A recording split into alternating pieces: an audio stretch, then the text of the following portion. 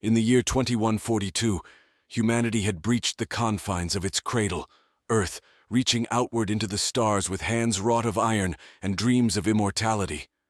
The space station Aeternum, orbiting the distant exoplanet Elysia, was humanity's most ambitious project, a convergence of technology and bioengineering dedicated to the transcendence of human limitations.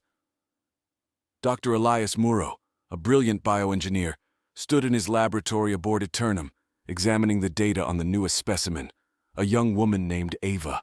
Ava was not born but created, an epitome of genetic perfection and cybernetic integration, designed to survive in environments lethal to ordinary humans.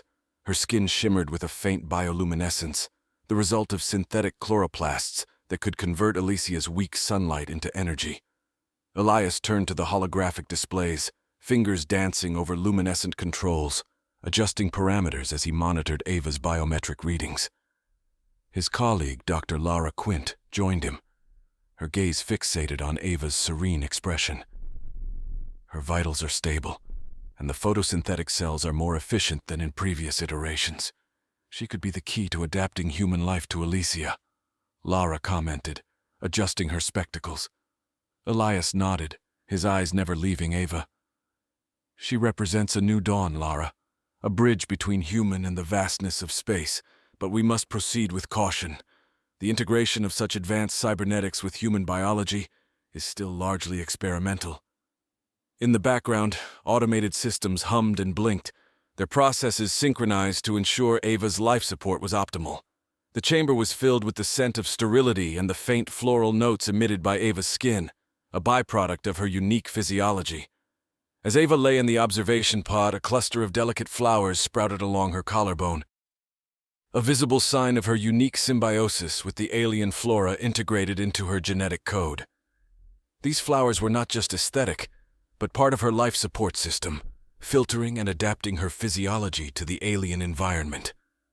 "Begin the cognitive awakening sequence," Elias instructed, his voice steady but not without a trace of underlying excitement. Lara input the command, and the machinery surrounding Ava whirred to life with a new intensity. Ava's eyelids fluttered, and for a moment, her eyes, a striking shade of crystalline blue, opened, reflecting the complex patterns of light dancing across the laboratory. "This is just the beginning, Elias. If we succeed, Ava will be the first of many," Lara said, watching as Ava's eyes met theirs, a momentary flicker of consciousness glinting in her gaze before the sedatives pulled her back into slumber. Elias smiled, a mixture of pride and profound responsibility washing over him. "Yes, the first of a new lineage. Let's ensure the world we're building for them is worthy of their promise." As the chapter closes, the laboratory fades into the quiet hum of anticipation. The scientists poised on the brink of changing everything they knew about human potential and survival. Aboard the Aeternum, deep within the labyrinth of metallic corridors and gleaming panels, Dr. Elias Muro's work had escalated into a relentless pursuit of perfection. Ava, now semi-conscious more frequently, was subjected to a myriad of tests. The scientists observed her through a two-way mirror, noting each micro-expression, each twitch of her newly formed muscles. These were not just evaluations. They were the meticulous orchestration of evolution.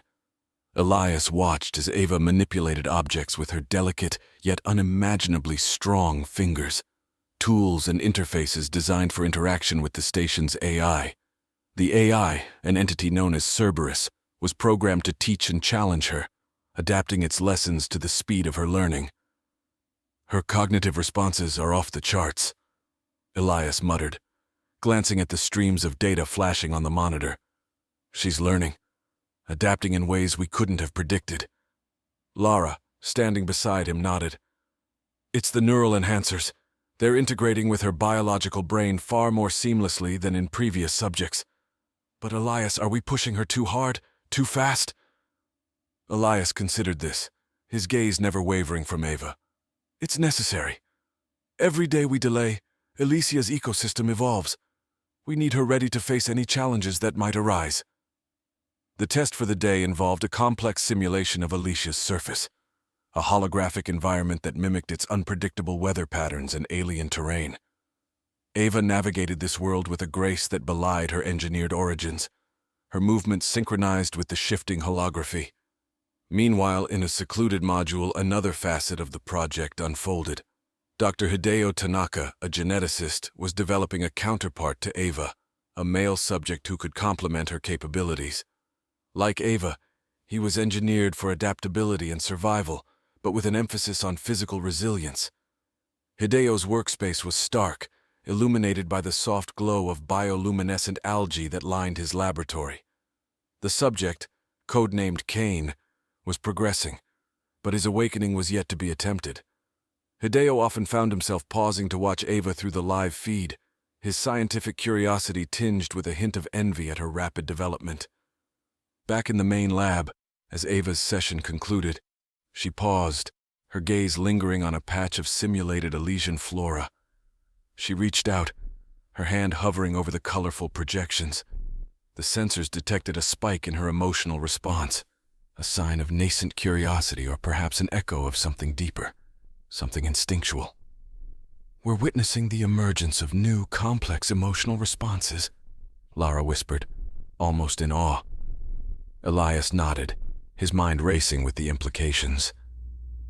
As the lights in the simulation dimmed, signaling the end of the session, Ava stood still, her eyes locked on where the flowers had been, a subtle frown creasing her otherwise smooth forehead. Elias and Lara exchanged a look, a silent agreement that this development was both thrilling and terrifying. In the quiet aftermath, as Ava was gently sedated once more, Elias and Lara prepared for the next phase. They knew that success meant more than just survival. It meant the birth of a new symbiosis between human and alien life, and with it, a myriad of unknowns. The day faded into the cycle of artificial night aboard the Eternum, the hum of activity giving way to the soft murmur of machines and the quiet contemplation of what tomorrow would bring. In the stillness of the artificial night, as the station orbited silently through the shadow of Elysia, Dr. Hideo Tanaka prepared for a pivotal moment. The chamber housing Kane was awash with a cool blue light, casting long shadows across the sleek surfaces of the lab. With precise movements, Hideo activated the sequence to initiate Kane's awakening. Kane's eyes fluttered open, revealing irises that mirrored the stormy gray of Elysian skies. He surveyed his surroundings with an eerie calmness, his chest rising and falling rhythmically as he acclimated to the sensation of breathing. Hideo monitored his vitals, the data streaming in real time on the floating displays around them. "Can you hear me, Kane?" Hideo asked, his voice steady but not without a hint of anticipation. "Yes," came the reply, clear and measured. "Where am I?" "You are safe on board the Eternum. You have been created for a very important purpose. Do you understand what it means to be created?" Kane paused, his gaze introspective. "I am to survive, to adapt. Is there more?" Hideo nodded, pleased with the cognitive reflexes. "Much more. You will meet another like you soon, named Ava. Together, you will explore and perhaps one day inhabit Elysia." While Hideo tended to Kane, Elias and Lara observed Ava in a different part of the station.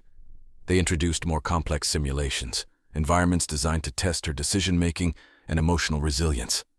Ava navigated each scenario with increasing proficiency, her understanding deepening with every test. In a stark contrast, Kane's training focused on physical endurance and interaction with the station's robotic systems. He learned to manipulate drones and other machinery, tools he would need on Elysia's surface.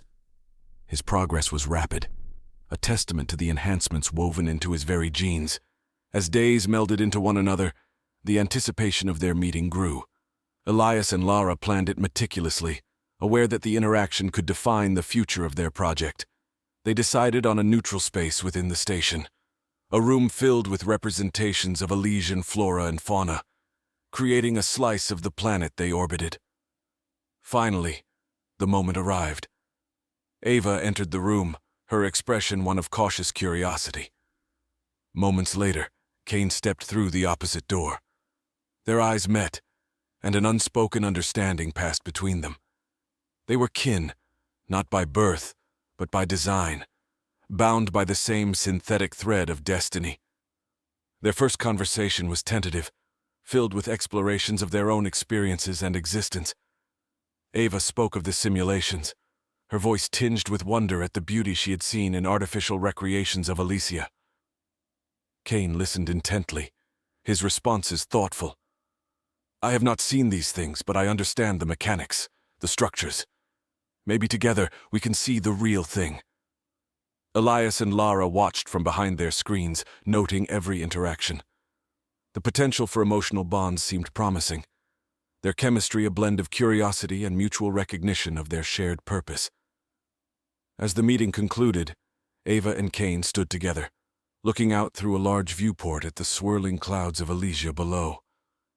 There was a world waiting for them, full of unknowns and wonders, and they were the pioneers chosen to brave its mysteries.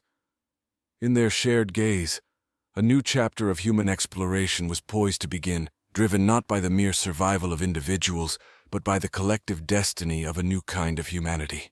The dynamics aboard the Eternum shifted palpably following the first meeting between Ava and Kane. Their interactions became the fulcrum around which the daily routines pivoted, each session designed to deepen their understanding and operational synergy. Dr. Elias Muro and Dr. Lara Quint observed, their notes becoming increasingly speculative about the psychological and emotional capacities of their creations. In a specially designed module, Ava and Kane trained together, facing simulations that were increasingly reflective of Elysia's hostile environments. They learned to rely on each other, their strengths complementing the other's weaknesses. Ava's intuition and adaptability matched well with Kane's resilience and technical prowess. During one intense training session under simulated heavy gravity and reduced oxygen levels, conditions expected on Elysia's mountainous terrains, Kane stumbled, his systems momentarily overwhelmed. Ava reached out, steadying him with an arm stronger than steel, yet gentle in its touch. Are you all right? Her voice held concern, an emotional depth that was both programmed and genuine. Kane nodded, adjusting his balance. Yes, thanks to you. We must always ensure the other's safety, yes? That is correct, Ava replied, her eyes scanning their surroundings, a simulation of craggy cliffs and thin mist. It is more than protocol. It feels necessary. Elias and Lara, monitoring from their lab, exchanged glances. This was the synthesis they hoped for, but witnessing it stirred a complex blend of scientific triumph and ethical uncertainty. Meanwhile, Dr. Hideo Tanaka focused on refining the bioengineering processes based on feedback from Ava and Kane's performance. He adjusted their nanite infusions, tiny robots designed to repair and enhance biological functions, improving their efficiency and reducing the risk of rejection by their bodies. As the preparations for their first actual expedition to Elysia's surface advanced, the entire station buzzed with a mix of excitement and trepidation. The scientific community and sponsors back on Earth monitored every update, their investments of resources and hope weighing heavily on the project's success.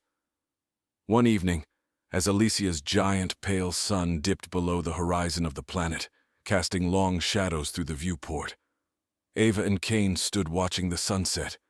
It was a programmed recreation on the station, but the effect was calming, almost mesmerizing. Kane turned to Ava. When we step onto Elysia, it will be real. The sun will be genuine, not just a projection. How do you think it will feel? Ava pondered the question, her head tilting slightly. I imagine it will feel like fulfillment.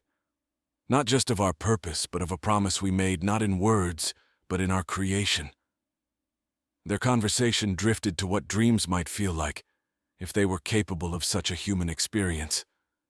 They wondered aloud if their operational parameters could mimic the randomness of dreaming.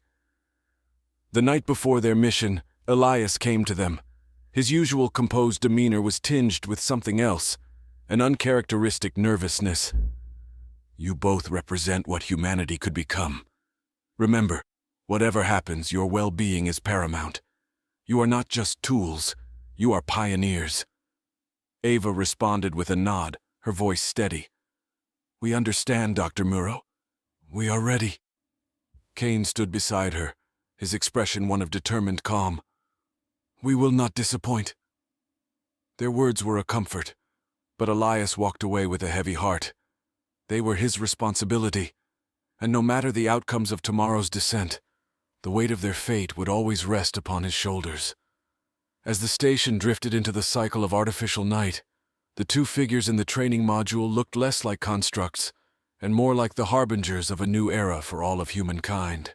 The day of the descent dawned with a palpable tension aboard the Aeternum.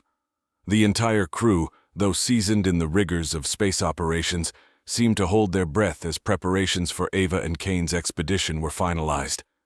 Every piece of equipment was checked and rechecked, ensuring the highest safety standards for the duo destined to set foot on Elysian soil. Ava and Kane donned their specially designed suits, each layer engineered to support their unique physiologies and to enhance their integration with Elysia's environment. The suits were sleek, lined with sensors and adaptive materials that could respond dynamically to external conditions. Dr. Lara Quint briefed them once more, her voice calm yet underscored by the seriousness of the mission. "Remember, your suits are equipped with full-spectrum sensors. They'll provide real-time data back to us. Anything unusual, you report immediately." Ava nodded, her expression focused. Kane, ever the more stoic of the two, simply adjusted his visor, his posture radiating readiness. They entered the descent module, a compact vessel designed for atmospheric entry. The interior was stark, illuminated by soft blue lights that cast an otherworldly glow on their faces. As the module detached from Aeternum, a gentle shudder ran through its frame, signaling the beginning of their descent. The journey through Elysia's atmosphere was turbulent, the module shaking as it encountered atmospheric pockets. Ava and Kane remained silent, their training allowing them to maintain composure despite the rough entry. Outside, the viewport displayed streaks of fiery orange as the module cut through the sky like a meteor. Upon breaking through the cloud cover, the first sight of Elysia's landscape unfolded before them. Vast plains of dark green foliage punctuated by towering structures that resembled giant coral reefs. The sight was alien, yet strangely beautiful, untouched wilderness as far as the eye could see. The module touched down gently on a flat expanse near one of the towering structures. The hatch opened with a hiss, revealing the alien world awaiting them. Ava stepped out first, her boots making contact with the soft, spongy ground. Kane followed, scanning the horizon with a look of determination. They took their first steps on Elysia, each movement cautious but confident. The air was thick, filled with the scent of verdant growth and the unknown. Ava reached down, touching the foliage, her sensors analyzing its composition. "It's incredible," she transmitted back to Aeternum. "The air is rich with oxygen, higher concentrations than we predicted. The plant life it's unlike anything we've studied." Kane moved toward one of the coral-like structures, his hands running along its surface. "The material is organic, hard yet porous. It seems to be part of the ecosystem, possibly even alive." As they explored, their data streamed back to the orbiting station, where Elias, Lara, and Hideo monitored every parameter. The bioreadings were stable, and the environmental data was more promising than any models had predicted. However, as they ventured further, a sudden alert sounded from Kane's suit. "Dr. Quint, I'm detecting an anomaly in the ground composition here. Something beneath the surface, moving." Lara's voice crackled through their earpieces, urgent yet composed. "Proceed with caution. It could be subterranean fauna. Remember, all life forms there are unknown to us." Ava and Kane exchanged a glance, a silent agreement passing between them. They had trained for such moments. Carefully, they prepared to investigate further, their suits adjusting to provide maximum protection. What lay beneath the surface might hold answers to Elysia's secrets, or pose the first real challenge to their mission's success. As they stood on the brink of discovery, the very air around them seemed to pulse with the potential of what was to come. Ava and Kane stood poised on the edge of the newly discovered anomaly, their sensors dialed to maximum sensitivity. The ground beneath them hummed faintly, a vibration that was more felt than heard, resonating through the soles of their advanced suits. The data streamed back to the Aeternum suggested a living presence, something large and possibly mobile under the dense, root-like network of the alien terrain. "Initiating subsurface scan," Kane announced, deploying a slender probe into the soil. The device burrowed silently, sending back a flurry of signals that were instantly relayed to the station above. The tension was palpable, even through the sterile channels of communication that linked them to their human overseers. On the Eternum, Dr. Elias Muro watched the data intently, his brow furrowed. Whatever is down there, it's big. Ava, Kane, I want you to be ready to pull back at the first sign of aggression. Ava nodded, her gaze locked on the readout from the probe. Understood, Dr. Muro. We're prepared. The ground trembled slightly, a gentle shudder that escalated swiftly into a rumbling quake. Ava and Kane steadied themselves, their eyes scanning the undulating ground as a massive shape began to define itself beneath the surface. It was long and serpentine, displacing the soil as it moved with a purposeful grace. Dr. Quint, are you seeing this? Kane's voice was a mix of awe and caution. Lara Quint's response was clipped, focused. Yes, monitoring. The creature appears to be some kind of large burrowing entity. Non-aggressive so far, but keep your distance. The creature, a giant organism reminiscent of terrestrial annelids but covered in a shimmering chitinous armor, emerged partially from the ground. Its segments undulated in the alien air, and it paused, as if sensing the presence of the two visitors to its world. Ava, driven by a mix of programmed curiosity and a nascent sense of wonder, took a step forward.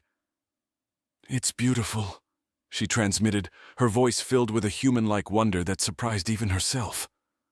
The creature responded, not with aggression, but with a display of bioluminescence that traveled down its long body in waves of light.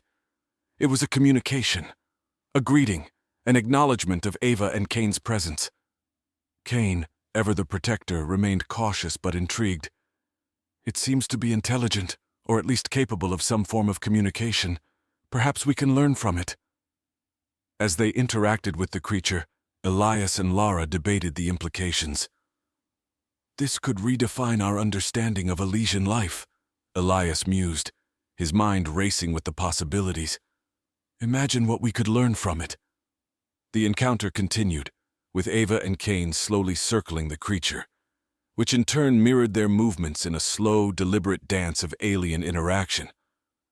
After several minutes, the creature retreated back into the earth, leaving behind a series of vibrations that felt almost like farewell. Returning to the descent module, Ava and Kane were silent, each processing the encounter. As they lifted off, returning to the Eternum, the significance of what had occurred was not lost on them. They had made first contact with an alien life form, and it had been peaceful, enlightening. Back aboard the station, the team greeted them with a mix of relief and excitement. "You've done well," Elias congratulated, clapping both on their shoulders. "Today we took a giant leap forward, not just for this project, but for all of humanity." As the data from the encounter was relayed back to Earth, it sparked a new wave of interest in the Elysia project. Ava and Kane had not only survived their first encounter with alien life, but they had also opened a channel of communication that promised to bridge human understanding with the mysteries of the cosmos. In the quiet of the station, as they looked out at the planet below, Ava and Kane knew their mission was far from over. They were the harbingers of a new age, explorers on the frontier of human experience and cosmic discovery. The adventure, fraught with unknowns and dangers, beckoned with the promise of infinite possibilities.